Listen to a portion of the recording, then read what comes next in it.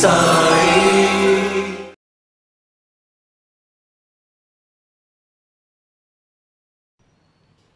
ఒకరోజు బాబా నూనె తెచ్చుకోవటం కోసం వర్తకుల వద్దకు పోయాడు. This is the extraordinary story in Sai Satcharitra. ముజే తేల్ చాహియే అన్నాడు బాబా. ఆ వర్తకుడు ఏమన్నాడు? జావ జావ బాబా, క్యా హే హర్ దిన్ తమాషా, పుకడ్ మే ఆతే పుకడ్ మే క్యా మేరకు ఆతా. అరే ప్రతిరోజు ఏంటయ్యా నీ గొడవ, రోజు వస్తావు నూనె ఎత్తుకుపోతావు, ఏ పాపా. ఇదే టెంపర్మెంట్లో అన్నాడు. నేనైతే నా లాగి 2 కొట్టేవాడిని. ఎరా రోజు నమస్కారాలు చేస్తే ఇప్పుడు నన్ను ఇసుక్కుంటావురని.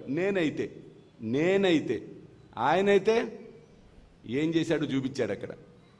నవ్వాడు పక్కపక్క. ఐసా హై క్యా, అల్లా భలా కరేగా, అల్లా భలా కరేగా. చూడండి ఏమన్నాడు, అలాగా ఆ దేవుడు నీకు మంచి చేస్తాడు. చూడండి మనస్ఫూర్తిగా అన్నాడు ఆయన, వెటకారంగా అనలా. ఇంకొక దుకాణానికి పోయాడు. బాబు నాకు నూనె కావాలి. ఏ నూనె లేదు గిన్నె లేదు, పో బాబా, ఏమిటి తమాషా రోజు మాకు అంటాడు వాడు. నవ్వాడు బాబా. ఆ దైవము నిన్ను చల్లగా చూడునుగాక. ద్వారకామాయికి వెళ్ళాడు.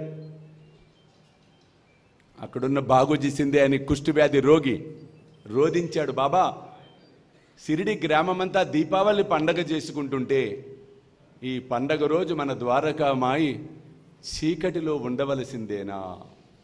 అప్పుడు బాబా ఏమన్నాడో చూడండి.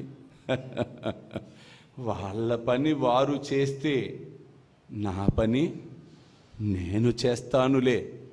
ఏది ఆ డొక్కు పట్టుకురా అన్నాడు. నూనె డొక్కు తీసుకొచ్చారు, తంబిరేలు డొక్కు. అందులో ఒక 4 నూనె బిందువులు ఉన్నాయి. బాబా ఏం చేశాడు, నీటిని తెప్పించి ఆ డొక్కు నిండా పోసి నోటిలో పోసుకొని పుక్కులించి మరల అందులో ఉమ్మివేసి అవి ప్రమిదల్లో పోసి వెలిగించాడు బాబా. చిత్రం ఏంటంటే ప్రతిరోజు నూనె పోసి దీపాలు వెలిగిస్తే తెల్లవారుజామున 2:30, 3 దాకా వెలిగితే ఆ రోజు పోసిన నీళ్లతో ఉన్న ఆ దీపాలు ఉదయం 5 గంటల దాకా వెలుగుతూనే ఉన్నాయి. ఆ దృశ్యము చూసిన వర్తకులు భయపడిపోయారు. తొంగి చూస్తున్నారు వారు. నూనె మనం ఇవ్వలేదు కదా, బాబా ఏం చేస్తాడో చూద్దాం. కానీ బాబా ఏం చేశాడు, తను ఏం చేయాలో చేసి చూపించాడు. ఈ కథ అద్భుతం. With you, without you, in spite of you, you must reach your goal. That's all.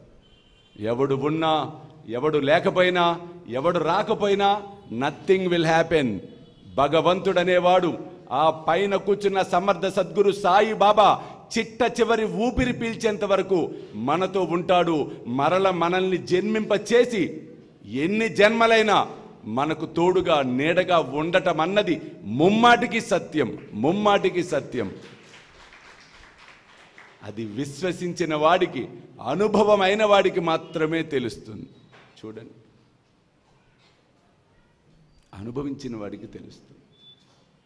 అందుకే ఉపాసని బాబా ఏమన్నాడు, బాబా దగ్గరికి వెళ్ళి అవి ఇవి కోరకండయ్యా, అనుభవాలను ఇవ్వమని అడగండయ్యా అన్నాడు. చూడండి, అనుభవమే పెద్ద గురువు. అనుభవాన్ని మించిన గురువు ఉండదండి. ఉత్తముడు, మధ్యముడు, అధముడు. అక్కడో డ్రైనేజీ గుంట ఉంటుంది. మా శర్మగారు లాంటి వాడు చెప్తాడు, అయ్యా అక్కడ డ్రైనేజీ గుంట ఉంది జాగ్రత్త అని. ఉత్తముడు ఏం చేస్తాడు, అయ్యో పెద్ద ఆయన చెప్తున్నాడు కదా చూసుంటాడని జాగ్రత్తగా పక్క నుంచి వెళ్ళిపోతాడు. మధ్యముడు ఏం చేస్తాడు, ఆయన ముసలాయన కనపడి ఉండదులే, ఏముందిలే అని పోతూ పడబోయి తప్పించుకుంటాడు, కాస్త దెబ్బలు తగిలించుకొని. అధముడు ఏం చేస్తాడు, వీళ్ళకి పనిపాట లేదండి సీనియర్ సిటిజన్స్కి, కూర్చొని వచ్చేపోయేవాడికి కబుర్లు చెప్తారు అని వాడు అలా పోయి గుంటలో పడతాడు. పోయి చూడు, పడ్డ తర్వాత ఏం చేస్తాడు అధముడు, ఉత్తముడు అవుతాడు. వాడు నిలబడి చెప్తూ ఉంటాడు అందరికి, అక్కడ గొంటుందయ్యా జాగ్రత్త, గొంటు ఎందుకు అనుభవం అయిందిగా. He got experience. అలాగే మనమందరినీ ఉత్తములుగా తీర్చిదిద్దాలనేదే బాబా యొక్క లక్ష్యం. అందుకోసమే సాయి సచ్చరిత్ర అన్న ఒక అద్భుతమైనటువంటి వారధిని నిర్మించాడు తనకు తన బిడ్డలకు మధ్య బాబా. ఆ వారధి పేరే శ్రీ సాయి సచ్చరిత్ర. మరి ఆ వారధి చీకటిగా ఉంటుంది కదండి, వెలుగట్లా భయంగా ఉంటుంది కదా మాకు అంటే, పిచ్చి బిడ్డలారా, పిచ్చి వాళ్ళలారా, భయపడకండి, నేను ఉండగా భయమేలా.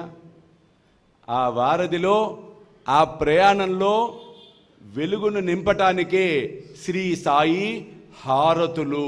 శ్రీ సాయి హారతులు. ఎవరైతే శ్రీ సాయి హారతులను నిత్యము పాడుకుంటూ ఉంటారో జ్ఞాన జ్యోతులు ప్రకాశిస్తాయి.